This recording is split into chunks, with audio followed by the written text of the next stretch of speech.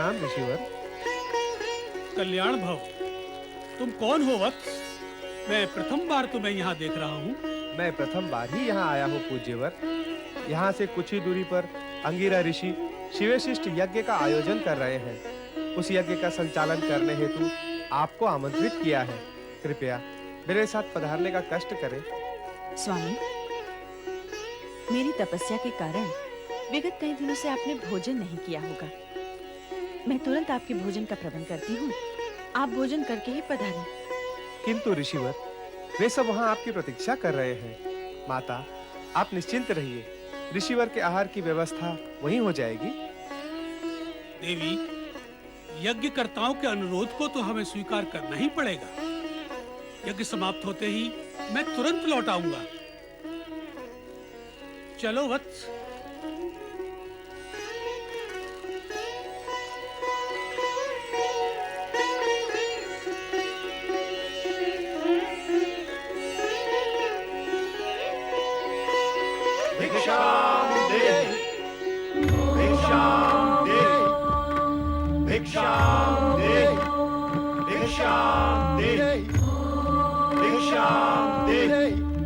साधु जनों को प्रणाम। कल्याण भव। साधु महाराज, मैं अभी बाहर से आई हूँ। आप कुछ समय के लिए प्रतीक्षा करें। मैं तुरंत आपके लिए फलाहार का प्रबंध करती हूँ। देवी, भिक्षा प्राप्त करने से पूर्व हम अपने नित्य नियम का पालन करेंगे। अपने नियमों के अनुसार हम उसी गृहिणी से भिक्षा ग्रहण करते हैं जो निसंकोच होकर हमें भिक्षा दे। अर्थात यही कि पर पुरुष जैसा व्यवहार न करके लाज, मर्यादा और संकोच को त्याग कर हमें भिक्षा दे। ये कैसे संभव है? विचित्र मांग है आप तीनों की। कोई भी पतिव्रता सन्नारी इस प्रकार की स्थिति के लिए कभी तैयार नहीं होगी। भला पर पुरुषों के सामने कोई भी स्त्री अपनी लाज और मर्यादा का त्याग कैसे कर सकती है?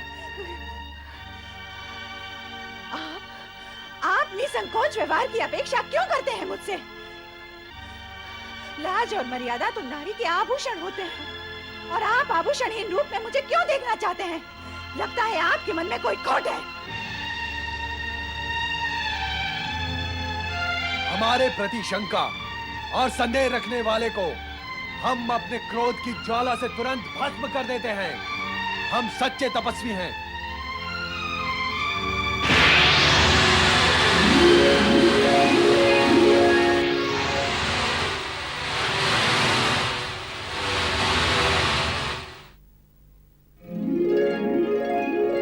यदि तू स्वयं को इतनी महान सती समझती है तो तेरे मन में विकार ने क्यों प्रवेश किया? और यदि तेरे मन में विकार नहीं है तो तुझे तुरंत हमारी मांग स्वीकार कर लेनी चाहिए। बुद्धि भ्रमित नारी, ये मत भूल, यदि तूने हम तीनों महात्माओं को बिना भिक्षा दिए लौटा दिया तो इसका परिणाम, विनाशकारी परिणाम तुझे जीवन भर भुगतना होगा। नहीं साधुजन, नहीं। आप रुके। क्यों रुके? क्या अपना अपमान करवाने के लिए रुके? जब हमारी मांग पूरी नहीं हो सकती तो हम क्यों रुके? किंतु साधु द्वार पर आकर लौट जाएं, ये तो उचित नहीं है। उचित अनुचित का विचार करने वाले हट नहीं क्या करते अनसुईया? और हट करने वाले गृहस्थों के यहाँ हम साधु अन्न जल ग्रहण नहीं करते। इसलिए हमारा लौट जाना ही उचित होगा। ऐसा अनर्थ ना करे साधुजन। अनर्थ से बचना चाहती हो तो हमारे शब्दों का अर्थ समझो। अर्थ समझ लेने के पश्चात उन शब्दों पर आचरण भी करो। इसी में तुम्हारा कल्याण है अनसुईया। हमारी मांग स्वीकार कर लो। शीघ्र ही ऐसा अवसर आएगा जब तुम ब्रह्मा, विष्णु, महेश इन तीनों की माता बनोगी। मैं माता बनूंगी?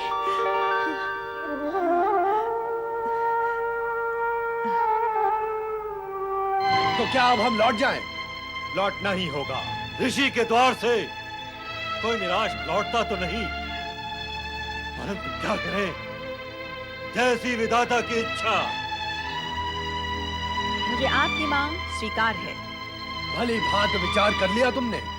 नारी सुलभ मर्यादा और लाज का प्रश्न मत उठा देना। अनसुईया, निसंकोच होकर व्यवहार करना।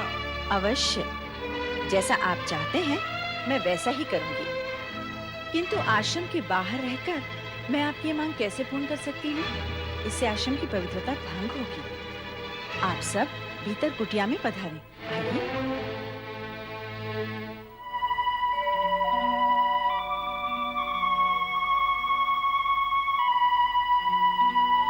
स्वामी, ये त्रिदेव मेरी परीक्षा लेकर मेरी मनोकामना पूर्ण करने आए हैं। मैं तभी इनके सामने अपनी लाज, मर्यादा और संकोच का त्याग कर सकती हूँ जब ये तीनों नवजात शिशु बनकर मुझे माता के रूप में निहारें। मुझे अनुमति प्रदान करें स्वामी, प्रदान करें।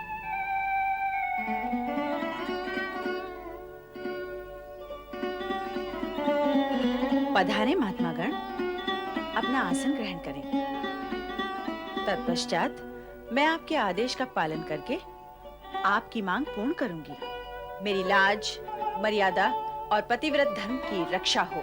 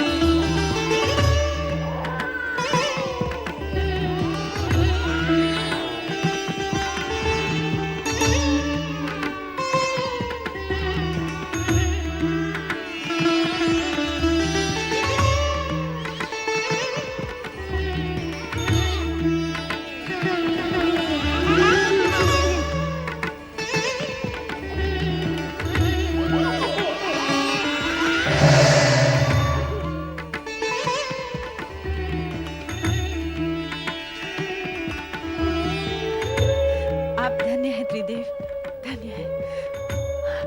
आपने बालक बनके मेरी माता बनने की इच्छा पूर्ण कर दी।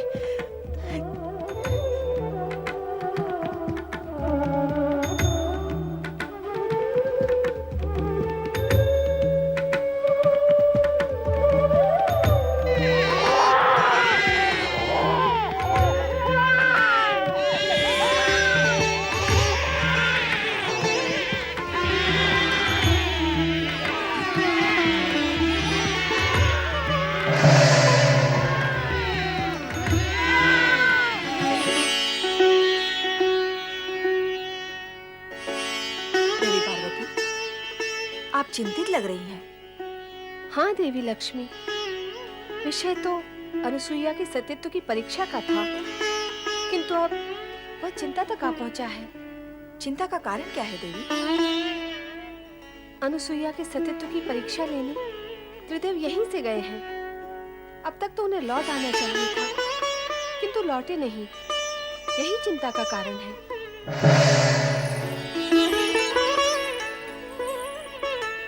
आओ देवी सरस्वती, आपका स्वागत है। स्वागत कर रही हो, किंतु उदास हो। लगता है विषय वही अनुसुईया की महान सती होने का है। ऐसा ही कुछ है। त्रिदेव भी यही मानते हैं कि वो जगत की सर्वश्रेष्ठ सती है। नहीं, सर्वश्रेष्ठ नहीं। नहीं, हाँ, वो चाहे जितनी बड़ी सती हो, हमसे बड़ी सती नहीं हो सकती। हम भी यही कहती हैं। हाँ, हमारा भी यही मानना है कि वो हमसे बड़ी सती नहीं हो सकती है।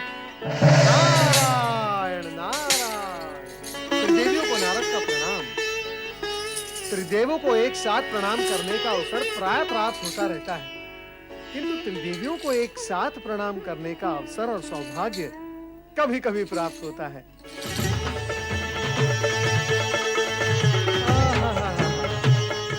आज कैलाश पर त्रिदेवी सम्मेलन है। अवश्य ही कुछ विशेष प्रसंग होगा, किंतु त्रिदेवियों की शोभा तो त्रिदेव से है। कहाँ है त्रिदेव? नारायण नारायण। मैं तो विष्णु लोक ब्रह्मलोक दोनों में भ्रमण करके आ रहा हूँ। दोनों लोग सूने पड़े हैं और यहाँ पर भगवान भोलेनाथ भी नहीं है। आप तीनों को तो अवश्य ज्ञात होगा ही कि त्रिदेव कहाँ है। नारद, तुम वाक्पटु तो हो ही, अभिनय पटु भी हो। तुम तो ऐसे अज्ञानी बन रहे हो जैसे तुम्हें कुछ ज्ञान ही न हो। कैसा ज्ञान माता? क्या तुम नहीं जानते कि त्रिदेव अनुसुईया के सतीत्व का अभिमान चूर चूर करने गए हैं? कैसे जानूंगा? कैसे माता? जबकि मैं ये जानता हूँ कि सती अनसुया को अभिमान छू भी नहीं सकता, तो फिर उसके चूर चूर होने का प्रश्न भी नहीं उठता। किंतु नारद, तुम ये तो जानते हो कि त्रिदेव अनसुया को महान सती मानते हैं। हाँ, सो तो जानता भी हूँ और मानता भी हूँ माता। क्या तुम भी यही मानते हो? विवशता है माता, विवशता। त्रिदेव जिसे मानते हैं उसे यदि मैं अमान्य कर दूं तो स्वयं मैं अमान्य हो जाऊंगा। तो सत्य ये है कि त्रिदेव की मानता के कारण ही तुम भी यही मानते हो कि अनसुया जगत की महान सती है। हाँ माता।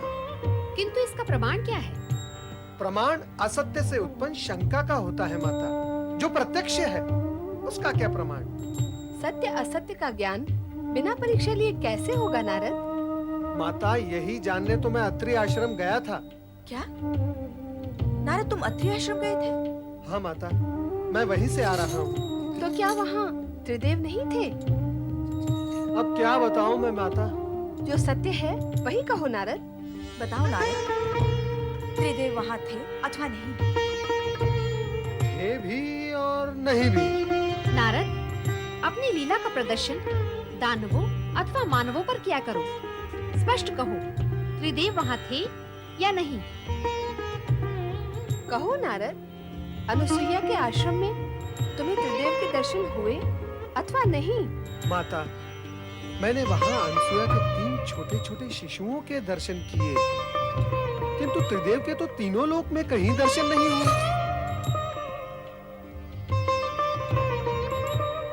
ये क्या? कहाँ गए वे तीनों? नारद, तुमने ये क्यों कहा कि त्रिदेव वहाँ थे भी और नहीं भी? नारायण नारायण। माता, मैं तो कण-कण में प्रभु के दर्शन करता हूँ। सती अनसुया के उन तीनों शिशुओं में भी मैंने त्रिदेव के दर्शन किए। बस इसीलिए कह दिया कि वे वहाँ थे। नारद, अपने से बड़ों के साथ ऐसा निर्मल विरोध करते हुए तुम्हें तनिक भी संकोच नहीं होता? मैंने कोई विनोद नहीं किया माता। रही बात संकोच की, सो तो भक्तों को संकोचहीन करने में त्रिदेव भी कब संकोच करते हैं। अभिप्राय क्या है तुम्हारा? कोई अनर्थकारी अभिप्राय नहीं है माता। सरल और स्पष्ट अभिप्राय है कि जब तक भक्त निसंकोच होकर त्रिदेव से वरदान नहीं मांगते, तब तक त्रिदेव भी निसंकोच होकर भक्तों को वरदान नहीं देते। तो तुम्हारा अभिप्राय है कि त्रिदेव अनुसुईया को निसंकोच होकर वरदान देने गए हैं? माता, कहा न मैंने कि मैंने त्रिदेव को तीनों लोक में कहीं नहीं देखा। तो फिर गए कहाँ?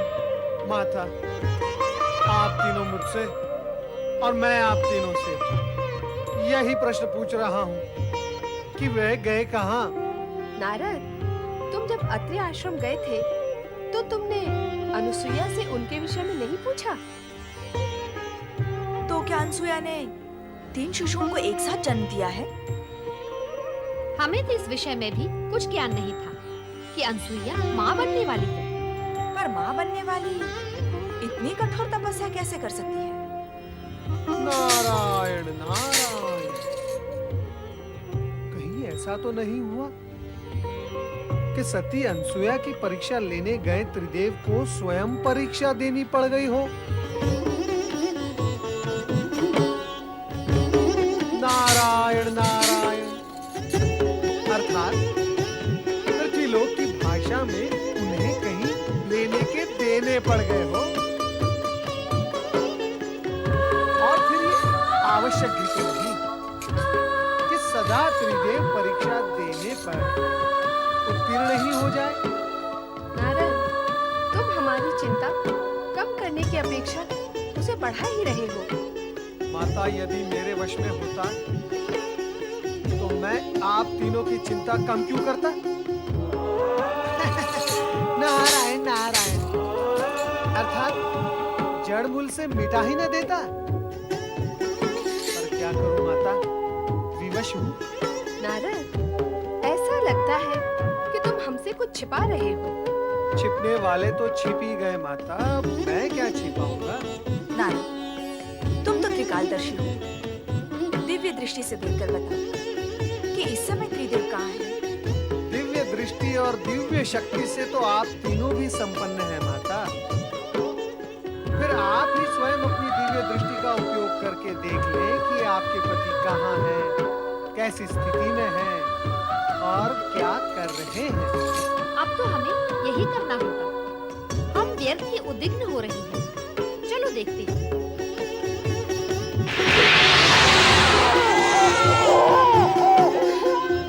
क्या तुम दोनों ने वही देखा जो मैंने देखा? यही प्रश्न मैं करने वाली थी। यही प्रश्न आप दोनों से मैं भी कर रही थी। क्या प्रश्न है आप तीनों देवियों का? तनिक मैं भी तो सुनूं। नारद, सब कुछ जानते हुए भी तुम अंधे की बनते हो। क्या तुम नहीं जानते कि अत्रि ऋषि के आश्रम में अनुसुईया के पालने में त्रिदेव शिशु बनकर पै पै कर रहे हैं? पै पै नहीं, ए कर रहे हैं। पै पै भी नहीं और ए भी नहीं, उआ उआ करके रो रहे हैं। नारायण नारायण, सभी ने अपने अपने पतियों को शिशु रूप में रोता देख सुन लिया। अच्छा हुआ आप तीनों ने उन तीनों को देख लिया, आपकी चिंता दूर हो गई ना। अब आप मुझे आज्ञा दें, मैं चला। रुक जाओ नारद, हमारी चिंता अभी दूर नहीं हुई है, बढ़ गई है। अभी तो केवल इतना ही ज्ञात हुआ है कि वे अनसुया के पालने में हैं। अब और क्या ज्ञात करना शेष है माता? नारद, कभी कभी तुम्हारे प्रश्न बाण की नोक से भी अधिक नोकीले होते हैं। उन तीनों को वहाँ से कैसे मुक्त करें, यह ज्ञात करना तो शेष ही है। नारद, तुम्हें हमारे साथ तुरंत अत्रि आश्रम चलना है। मैं नहीं नहीं नहीं नहीं, मैं क्या करूंगा वहां आकर? शिशुओं और माताओं के बीच नारद का क्या काम है? ये गुत्थी तो आप तीनों की उलझाई हुई है। अब इस गुत्थी को आप तीनों ही सुलझाएं। मुझे आज्ञा दें। नारायण नारायण। हम नारद का आश्रय क्यों लें? क्यों ना हम स्वयं ही अत्रि आश्रम चलें? यही करना होगा। आओ चलो।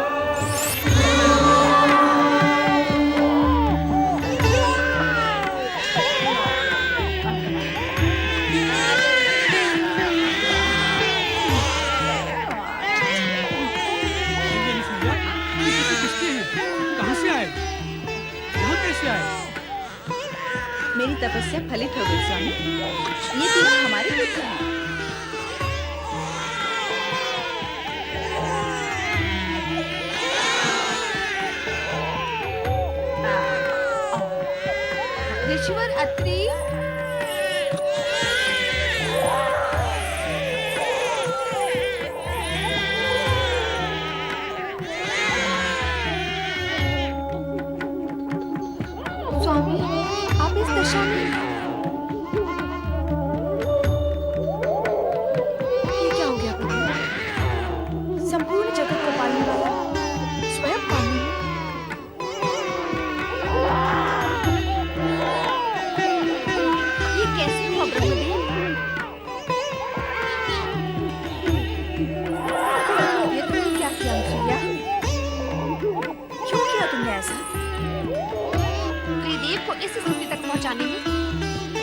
तनिक भी संकोच नहीं हुआ? अर्थात आप इस सत्य को स्वीकार करती हैं कि मैं निसंकोच होकर ये सब कर सकती हूँ। तो विचार करें कि संकोच करते हुए मैं जो करती उसका रूप स्वरूप क्या होता। अभिप्राय क्या है तुम्हारा? अभिप्राय तो कभी कुछ भी नहीं था मेरा। अभिप्राय तो आप तीनों देवियों का था, जिसे लेकर आपके पतिगण मेरी परीक्षा लेने आए थे।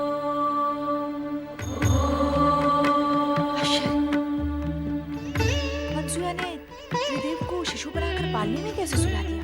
उससे भी बड़ा आश्चर्य तो ये है कि त्रिदेव शिशु बन कैसे गए? वे स्वयं शिशु बनना चाहते थे, ऐसी ही उनकी मांग थी। मैंने तो मात्र उनकी मांग को उनकी आज्ञा समझकर पूर्ण किया है। अनुसुईया, जगत में आज तक कभी ऐसा हुआ नहीं और ना ही भविष्य में ऐसा होना संभव होगा कि त्रिदेव को कोई नारी अपने सतीत्व के बल पर शिशु बनाकर पालने में सुला दे।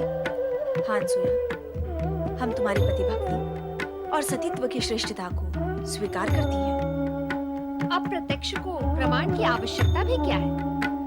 हम तुम्हारे सतीत्व की श्रेष्ठता को और महानता को प्रणाम करती हैं। अब हमें हमारे पति लौटा दो। आज हमसे अधिक सौभाग्यशाली इस जगत में कौन होगा स्वामी, जिनकी कुटिया में 3 महादेवियां एक साथ पधारी हैं। केवल 3 महादेवियां? इस पालने में सोए हुए त्रिदेव को क्यों भूल गई देवी अनसुईया?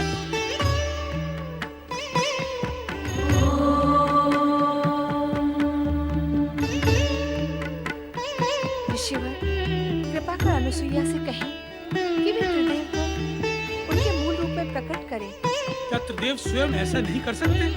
नहीं, अनसुया की सतीत्व की शक्ति ने उन्हें शिशु बनाया है। अब वही शक्ति उन्हें मूल रूप दे सकती है। त्रिदेव कभी भी अपने भक्तों की शक्ति के विरुद्ध अपनी शक्ति का उपयोग करके उनको अपमानित नहीं करते, कारण कि भक्तों के पास भी त्रिदेव की ही शक्ति होती है। यदि त्रिदेव को अपनी शक्ति का प्रयोग करना ही होता तो वे शिशु बनते ही क्यों? अनुसुईया के सतीत्व की श्रेष्ठता का सम्मान का ध्यान रखकर अब वे अपने मूल रूप में स्वयं नहीं आएंगे। जब उन्होंने अनुसुईया के सतीत्व की श्रेष्ठता को स्वीकार किया है तो उनकी इच्छा का अवश्य सम्मान करेंगे। अतः ऋषि, आप ही अनसुया से कहें कि वे त्रिदेव को अपने मूल रूप में प्रकट करें। ब्रह्मा, विष्णु, महेश ने तुम्हारी मनोकामना पूर्ण की देवी।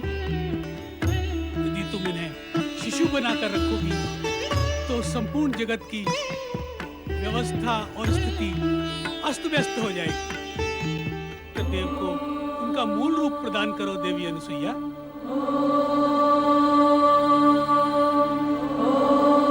आपकी आज्ञा शिरोधार्य स्वामी।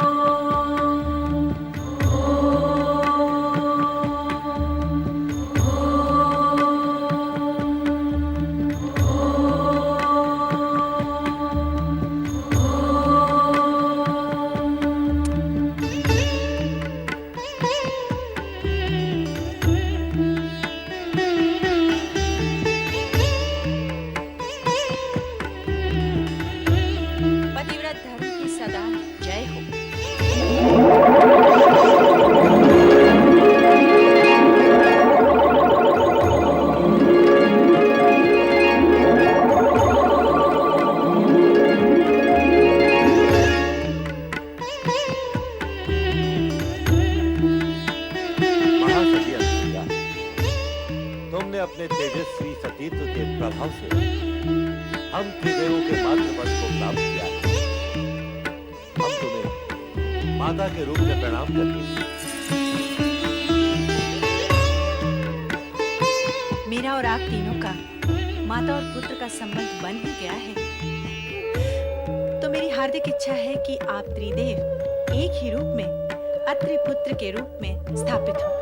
माता, आपकी हार्दिक इच्छा अवश्य पूर्ण होगी। हम त्रिदेव एक रूप लेकर दत्तात्रेय का अवतार धारण करेंगे, जो अत्रिपुत्र कहलाएगा। और यह अत्रिपुत्र दत्तात्रेय पालनकर्ता श्री हरि विष्णु के अवतार स्वरूप सारे जगत में प्रसिद्ध होगा।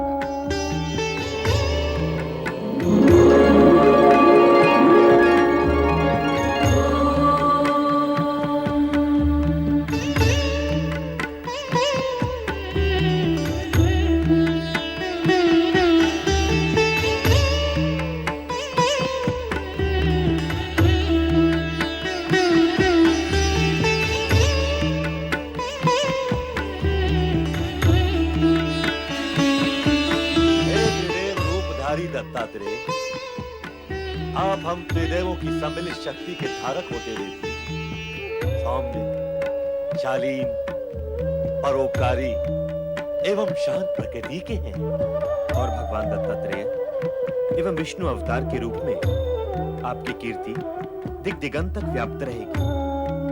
हे अत्रि अनुसुईया पुत्र, आप संसार में भक्ति, ज्ञान, वैराग्य और सद्भावना का प्रकाश प्रकाशित करेंगे। हे संत वेशधारी दत्तात्रेय, आप जगत में अवधूत के वैराग्य प्रदर्शक नाम से प्रसिद्ध हैं। जो भक्त सच्चे मन से आपकी पूजा आराधना वे नाम स्मरण करेगा, वो हम तीनों को प्राप्त होगा। साथ ही वो त्रिदेवों की कृपा का अधिकारी है। हे श्री हरि विष्णु अवतार दत्तात्रेय, जो भी भक्त आपका नाम स्मरण करेगा वो सदा धन, वैभव और संपन्नता से पूर्ण रहेगा। इतना ही नहीं, आपकी भक्ति करने वाले भक्त का ज्ञान चमत्कार पूर्ण होगा। ज्ञान व विद्या में वो सदा अग्रणी रहेगा। जगत में भक्ति और वैराग्य की धारा आपके नाम से ही प्रवाहित होने लगेगी। त्रिदेव और त्रिदेवियों ने अपनी कृपा का जो प्रसाद दत्तात्रेय को प्रदान किया है वो अभूतपूर्व है। जगत में ऐसी उपलब्धियां सरलता से प्राप्त नहीं होती। तीनों लोकों की संपदा से अधिक प्राप्त किया है दत्तात्रेय ने। त्रिदेव और त्रिदेवियों ने शेष कुछ भी नहीं छोड़ा। जगत में जो श्रेष्ठ है वो सब प्रदान किया है दत्तात्रेय को। तुम धन्य हो दत्तात्रेय। प्रणाम माता, प्रणाम पिता श्रेष्ठ। मैं दत्तात्रेय इस जगत को धर्म का संदेश सुनाकर प्राणियों को कल्याण मार्ग के लिए प्रेरित करूंगा।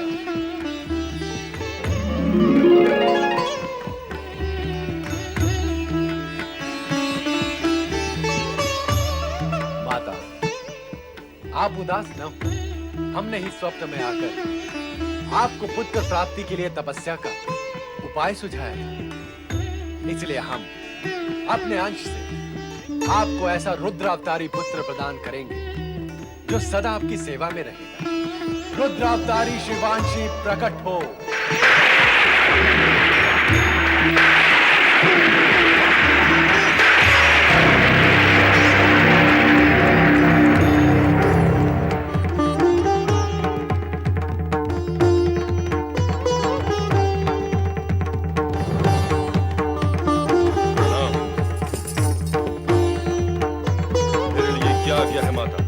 पुत्र, सदा मेरे साथ रहो और प्राणियों के कल्याण कार्य में सदा मेरी सहायता करो। अवश्य माता, मैं आपकी आज्ञा का पालन करूंगा, पर साथ ही साथ कुछ दुष्कर्मियों को दंड भी अवश्य दूंगा माता, जो नीति, नियम और धर्म का पालन नहीं करेंगे और हमारे सम्मान को ठेस पहुंचाएंगे।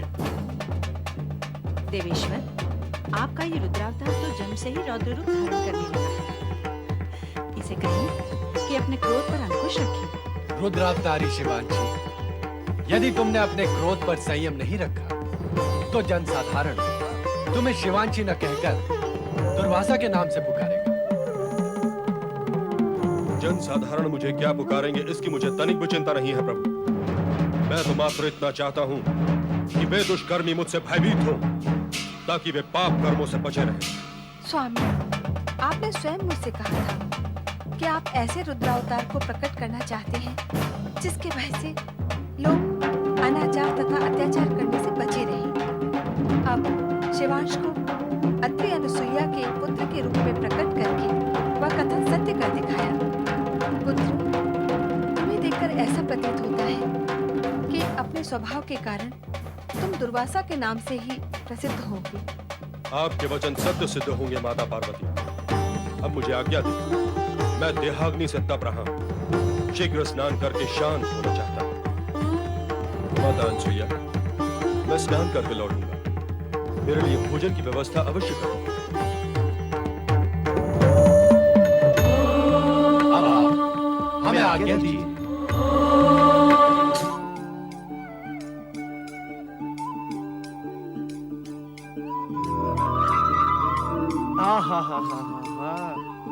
आनंदपूर्ण, अद्भुत, सौभाग्यपूर्ण। मेरे तीनों आराध्य महादेवता और महादेवियां एक साथ गमन कर रहे हैं, फिर मुझे दर्शन क्यों नहीं देते? ऐसा सौभाग्यपूर्ण सुअवसर मुझे कब मिलेगा?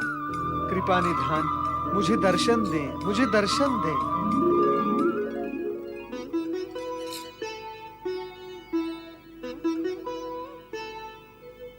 नारद, तुम तीनों लोक में कहीं भी हमारा पीछा नहीं छोड़ते, क्यों? पुत्र अथवा भक्त से उसके पिता अथवा आराध्य का कभी पीछा छूटा है? यदि छूट जाए तो पुत्र और भक्त की क्या दुर्दशा होती है, ये आप भली भांति जानते हैं परमपिता। नारद, ब्रह्मदेव के प्रश्न का उत्तर तो तुमने दे दिया, अब हमारे प्रश्न का भी उत्तर दो। भोलेनाथ, आपका क्या प्रश्न है? क्या तुमने अत्रि आश्रम आकर हमारे बाल रूप के दर्शन नहीं किए? और क्या अनुसुईया के पुत्रों के दर्शन करना आपका उद्देश्य नहीं था नारद? नारायण नारायण, मैं तो युग युगों से तीनों लोक में तीनों महादेवताओं के दर्शन भांति भांति प्रकार से करता आ रहा हूं। और फिर दर्शन के विषय में मुझसे अधिक सौभाग्यशाली प्राणी इस जगत में कौन है? ये हमारे प्रश्न का समुचित उत्तर नहीं है नारद। नारायण नारायण, देवेश्वर, ये आपके प्रश्न का 3/4 उत्तर है, और 1/4 शेष उत्तर ये है कि जब मैंने आप तीनों के दर्शन करने का कीर्तिमान स्थापित किया है, तो फिर आपके शिशु रूप के दर्शन करने का अवसर मैं भला अपने हाथों से कैसे जाने देता? तो क्या तुमने तीनों देवियों को हमारे शिशु रूप के विषय में सूचित किया है? कैसे करता परमपिता? देवी अनसुया और आपके क्रियाकलाप और आपकी मांग के बीच यदि मैं आता तो मेरी क्या गति होती? तीनों माताएं तो यही समझती कि आप तीनों के बालक बन जाने में मेरा ही सहयोग था। नारद, अब अधिक बातें न बनाओ। सत्य तो यही है, इन घटनाओं के पीछे अदृश्य रूप से तुम ही थे।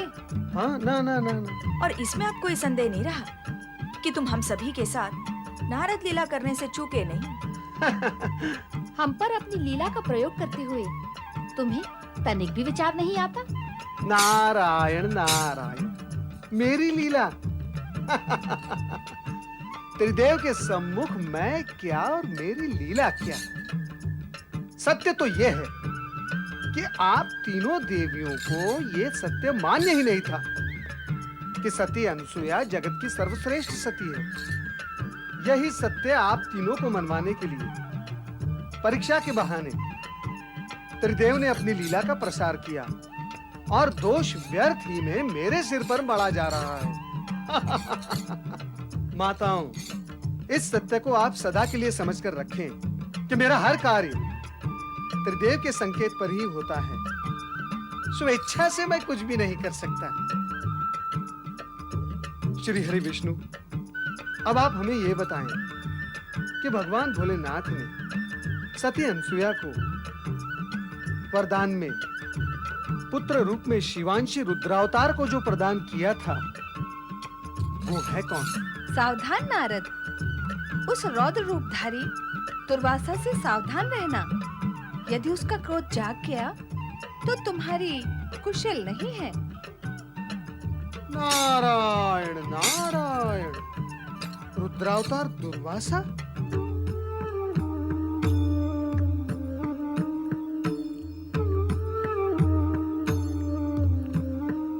धीरे धीरे खाओ पुत्र, ऐसी शीघ्रता से भोजन करना स्वास्थ्य के लिए हानिकारक होता है। माता, भूख की अग्नि को शीघ्र शांत कर देना चाहिए, अन्यथा वो फैल जाती है।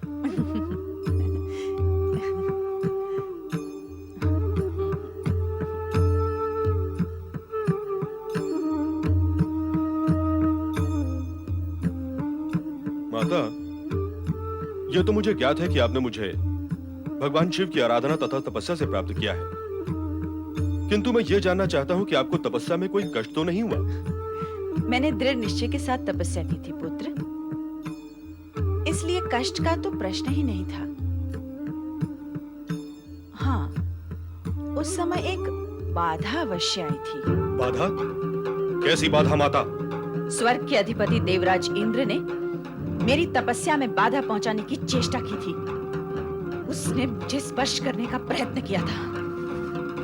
आपकी इस तपस्या में बाधा पहुंचाने वाले इंद्र को अपने इस दुष्कर्म का परिणाम भोगना होगा माता, अवश्य भोगना होगा। तुम इतने व्यग्र क्यों हो रहे हो पुत्र? क्या कारण है? माता, इस आश्रम की सीमाओं ने मुझे बांध दिया है। लगता है कि बंधन मेरे स्वभाव को स्वीकार नहीं है माता।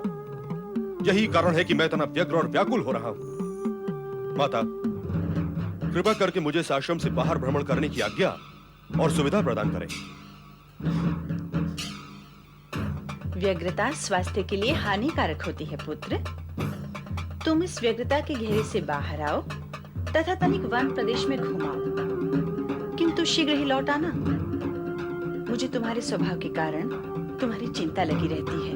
आप तनिक भी चिंता न करें माता, मुझ पर भगवान शिव की सदैव कृपा रहती है। व्यग्रता शांत होते ही मैं शीघ्र लौट आऊंगा। ओम नमः शिवाय, ओम नमः शिवाय, ओम नमः शिवाय, ओम नमः शिवाय, ओम नमः शिवाय, ओम नमः शिवाय, ओम नमः शिवाय, ओम नमः शिवाय।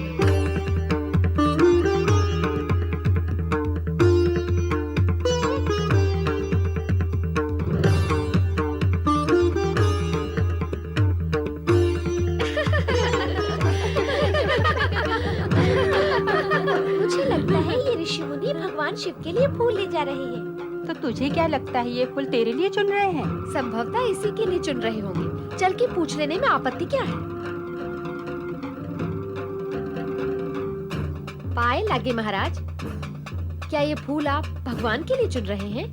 तो फूल क्या भक्तों के लिए चुने जाते हैं? फूल तो भगवान के लिए ही चुने जाते हैं ना। क्या भगवान फूलों से प्रसन्न होते हैं? हाँ हाँ, होते हैं प्रसन्न। जिन फूलों से भगवान प्रसन्न होते हैं, उन फूलों को चुनते हुए आप क्रोध में आए हैं, तो क्या अब भी भगवान प्रसन्न होंगे? वो भी आपकी भांति आप पर क्रोधित नहीं होंगे इन फूलों को देखकर?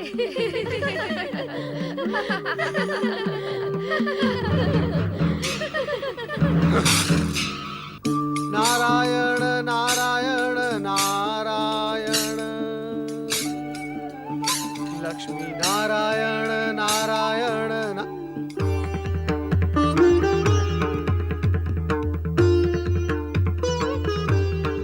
नारायण नारायण, हैं तो कोई ऋषि, परंतु ये नए ऋषि है कौन? इससे पहले तो मैंने इन्हें कभी देखा नहीं।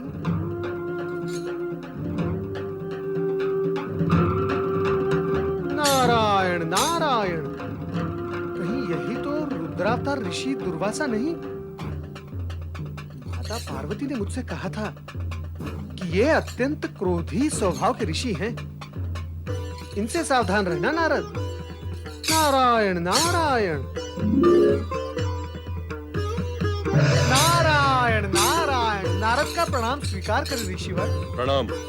नारद का प्रणाम स्वीकार करें ऋषिवर और अपना समुचित परिचय भी दें। मेरी माता का नाम सती अनसुईया है और पिता का नाम आपके पिताश्री का नाम अत्रि ऋषि है और यदि मेरा अनुमान सही है तो आप ही रुद्रावतार ऋषि दुर्वासा हैं। यदि जानते हो तो फिर पूछते क्यों हो? क्यों बार बार मेरा मार्ग अवरुद्ध करते हो? और यदि पूछते ही हो तो संपूर्ण बात सुने बिना बीच में क्यों बोलते हो? ऐसे व्यवहार के पीछे तुम्हारा प्रयोजन क्या है? मेरा प्रयोजन है आपके स्वभाव की उग्रता को विनम्रता में बदलने का। किसने कहा कि मेरा स्वभाव उग्र है? माता पार्वती ने। इसीलिए तो मैं आपकी सेवा में उपस्थित हुआ हूँ। क्या आप माता पार्वती का कोई संदेश लेकर आए हैं? आपके क्रोधी स्वभाव की सूचना माता पार्वती से प्राप्त होने पर आपके लिए संदेश तो बन ही जाता है ना ऋषिवर। क्या है वो संदेश? आपके हित में है आपके क्रोधी स्वभाव को शांत करने का। परंतु वो संदेश है क्या? सत्य से पूर्ण वो संदेश यही है कि आप काशी तीर्थ जाकर भगवान भोलेनाथ की आराधना करें। भगवान शिव की आराधना से मेरा क्रोध शांत कैसे होगा? वो तो स्वयं रुद्र है, संहारक देवता है। क्रोध के आवेश में उन्होंने अपना तीसरा नेत्र खोलकर कामदेव को भस्म कर दिया था। क्या तुम ये सब नहीं जानते? जानता हूँ, भली भांति जानता हूँ, किंतु संभवतः आप इस सत्य को नहीं जानते कि काशी का दूसरा नाम आनंद कानन है। काशी है भगवान भोलेनाथ का सबसे प्रिय क्षेत्र। भगवान भोलेनाथ काशी में सदा आनंद स्वरूप में रहते हैं तथा अपने भक्त जन को शांत करके आनंदित करते हैं। आप स्वयं वहां जाकर इस सत्य का अनुभव करें। किंतु गंगा तट पर बसी काशी तो अत्यंत विस्तार में है।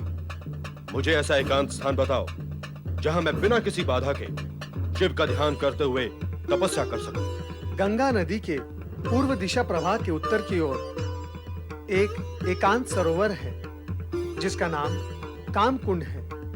स्वयं भगवान भोलेनाथ ने ये कहा है कि कामकुंड के समीप शिवलिंग की स्थापना कर उसकी अखंड आराधना करने से मनुष्य की सभी कामनाएं पूर्ण होती है।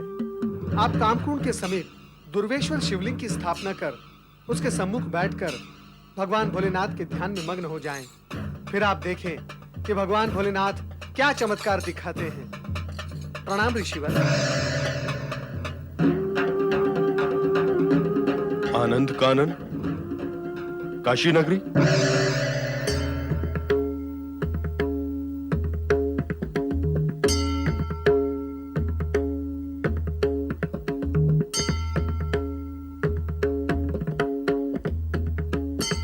यही है काशी नगरी।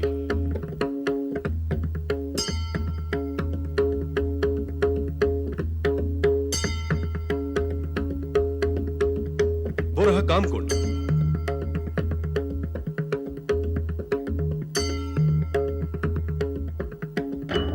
ओम नमो भगवते रुद्राय। ओम नमो भगवते रुद्राय। ओम नमो भगवते रुद्राय। ओम नमो भगवते रुद्राय।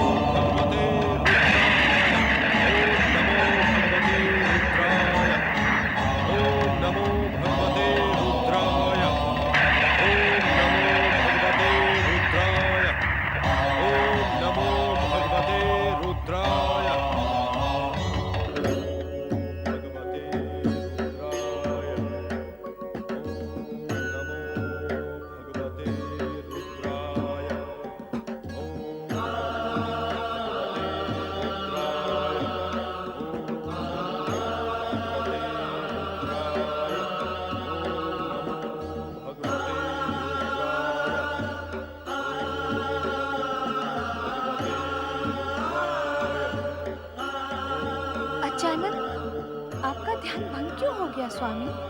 रुद्रावतार दुर्वासा के जप के प्रभाव से ऐसा हुआ है देवी। नारद ने दुर्वासा का क्रोध शांत करने के लिए उन्हें हमारी आराधना का परामर्श दिया था।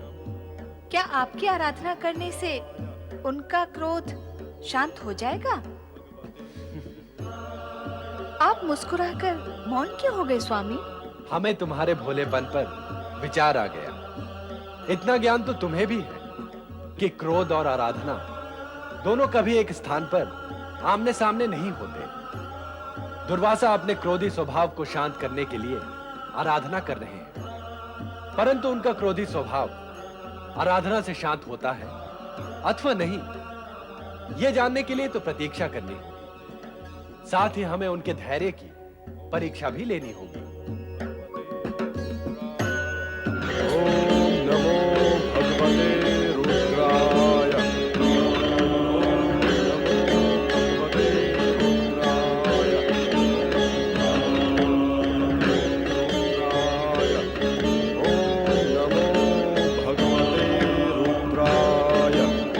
दुर्वासा ऋषि ये कठोर तपस्या कहीं स्वर्ग प्राप्ति के प्रयत्न में तो नहीं कर रहे हैं? देवराज, ज्ञात हुआ है कि ये ऋषि अत्रि और सती अनसुईया के पुत्र हैं, और ये भी सुना गया है कि इनका स्वभाव अति उग्र है।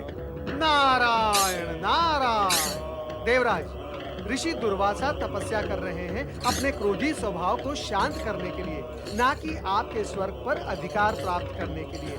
और आप उन्हें छेड़ने का प्रयत्न कदापि ना करें, अन्यथा परिणाम भयंकर हो सकते हैं। नारायण नारायण। ओम नमो भगवते रुद्राय। कुछ प्राप्ति नहीं हुई, कुछ भी नहीं। मेरी समस्त तपस्या एवं आराधना व्यर्थ सिद्ध हुई, व्यर्थ। मैं व्यर्थ ही नारद के बहकावे में आ गया। उसने मुझे मूर्ख बनाया है। यहां न तो आनंद है न शांति है। ये काशी मात्र निराशा की भूमि है, निराशा। मैं इसी क्षण इसे श्राप देकर इसकी महिमा को नष्ट भ्रष्ट कर दूंगा, नष्ट भ्रष्ट कर दूंगा, नष्ट भ्रष्ट कर दूंगा, नष्ट भ्रष्ट कर दूंगा।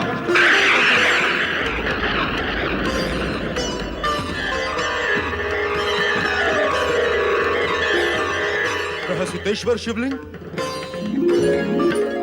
रुद्रावतार दुर्वासा, काशी को शापित करने की शक्ति किसी में नहीं है। आनंद नगरी काशी को कोई भी शाप छू नहीं सकता, प्रलय भी इसे डुबो नहीं सकता। अतः तुम अपने क्रोध को शांत कर हमारे साथ काशी में रहने का आनंद बनाओ। मुझे क्षमा करें शिव शंकर।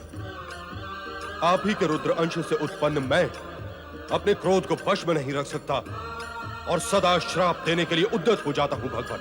दुर्वासा, तुम्हारा नाम शाप से ही सुशोभित होता है, परंतु शाप तभी दो जब कोई प्राणी विपरीत आचरण करे अथवा सत्य असत्य के विवेक को भूल जाए। तो अब मेरी तपस्या सफल हुई ना भगवान? हमारे प्रकट होने का यही अर्थ है। तुम्हारे द्वारा स्थापित दुर्वासेश्वर शिवलिंग अब कामेश्वर शिवलिंग के नाम से प्रसिद्ध होगा। जो व्यक्ति कामकुंड में स्नान कर कामेश्वर की आराधना करेगा, उसकी सभी कामनाएं अवश्य पूर्ण होंगी। आपने मेरी तपस्या का प्रतिदान देकर मुझे उपकृत किया है भगवान, मैं धन्य हुआ।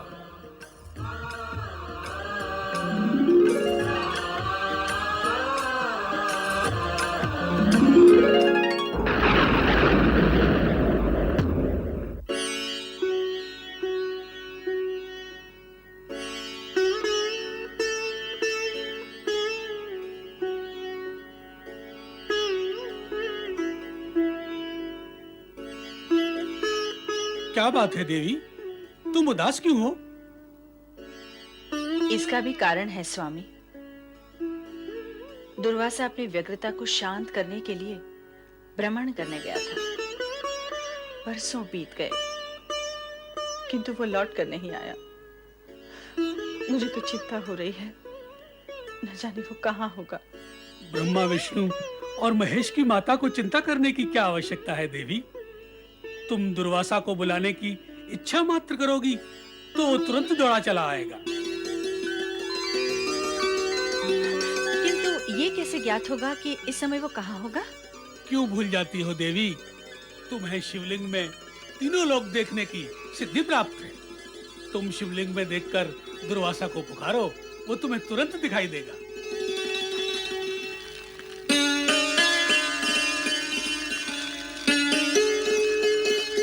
ओम नमः शिवाय, ओम नमः शिवाय। दुर्वासा, पुत्र दुर्वासा, कहाँ हो तुम?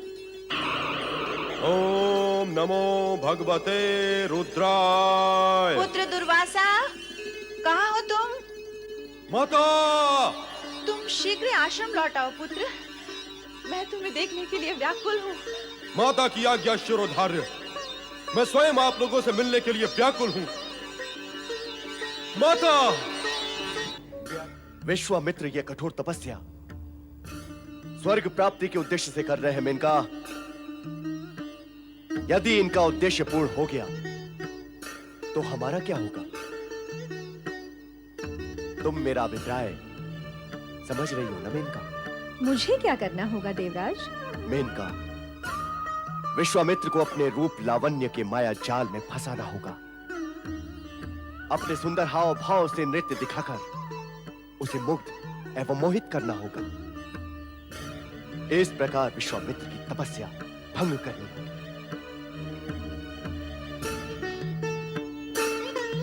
आप निश्चिंत रहे देवराज। मुझे अपने सन्मुख और समीप पाकर विश्वामित्र अधिक समय तक तपस्या नहीं कर पाएंगे। नारायण नारायण। प्रणाम रुद्रावतार महर्षि दुर्वासा, प्रणाम। आपकी कठोर तपस्या को कोटि कोटि प्रणाम और आपकी भक्ति और निष्ठा को अनेक अनेक प्रणाम। मैंने आपका प्रणाम स्वीकार किया। अब मुझे जाने दे। मुझे माता ने पुकारा है। अवश्य अवश्य। माता की पुकार सुनने पर जगत के सभी कार्य त्याग कर पुत्र को जाना ही चाहिए। किंतु महर्षि, मैं आपके और आपकी माता के मध्य बाधा नहीं बनना चाहता। महर्षि, आप मेरी बात सुने महर्षि। तो अब आपका अभिप्राय क्या है? मात्र देवराज इंद्र के षड्यंत्र की सूचना देना, इसी अभिप्राय से मैं यहाँ उपस्थित हुआ हूँ। षड्यंत्र? कैसा षड्यंत्र? जिस इंद्र ने आपकी माता और आपके साथ दुर्व्यवहार किया, उसी इंद्र के विषय में और उसके षड्यंत्र के विषय में आपको सूचित करना, ये मैं अपना कर्तव्य समझता हूँ। किंतु इंद्र ने किसके साथ षड्यंत्र किया है? राजश्री विश्वामित्र के साथ, जो ब्रह्मर्षि बनने के लिए आप ही के समान कठोर तपस्या कर रहे हैं। किंतु देवराज इंद्र ने उनकी तपस्या खंडित करने के लिए स्वर्ग की अप्सरा मेनका को वहां भेजा है। एक तपस्वी को दुष्ट इंद्र के षड्यंत्र से सावधान करना हमारा कर्तव्य है। हम इसी क्षण वहां जाएंगे। नारायण नारायण।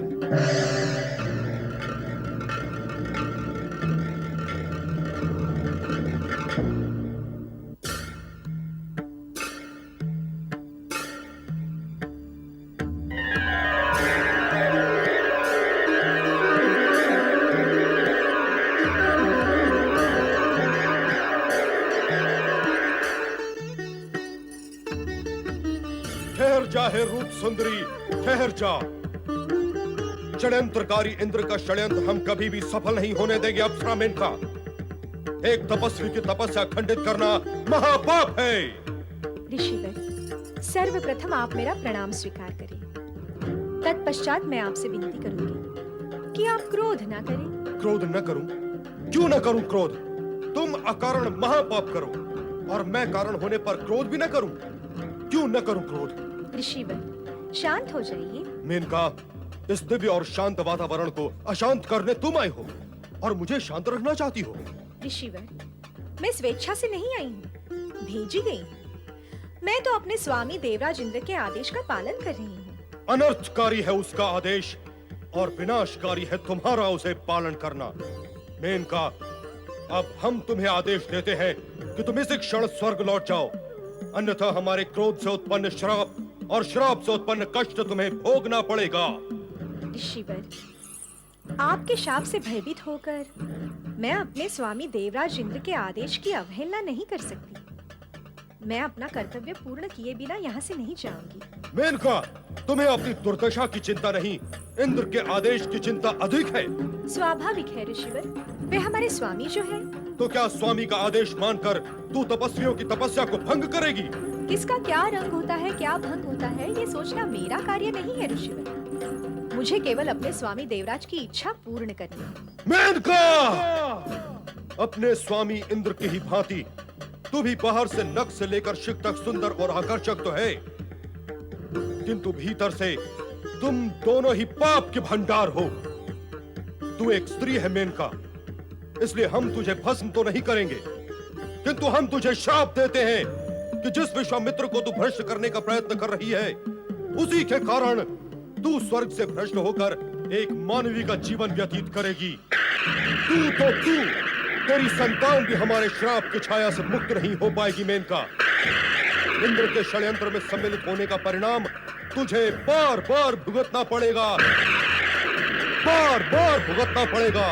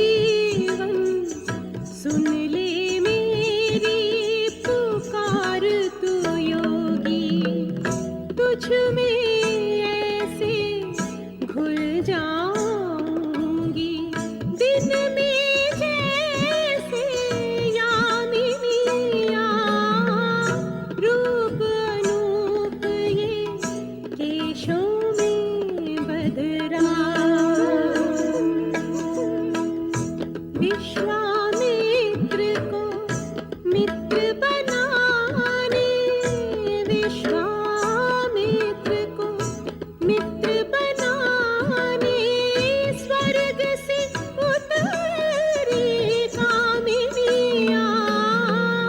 रूप अनूप ये केशों में बदरा, रूप अनूप ये केशों में बदरा।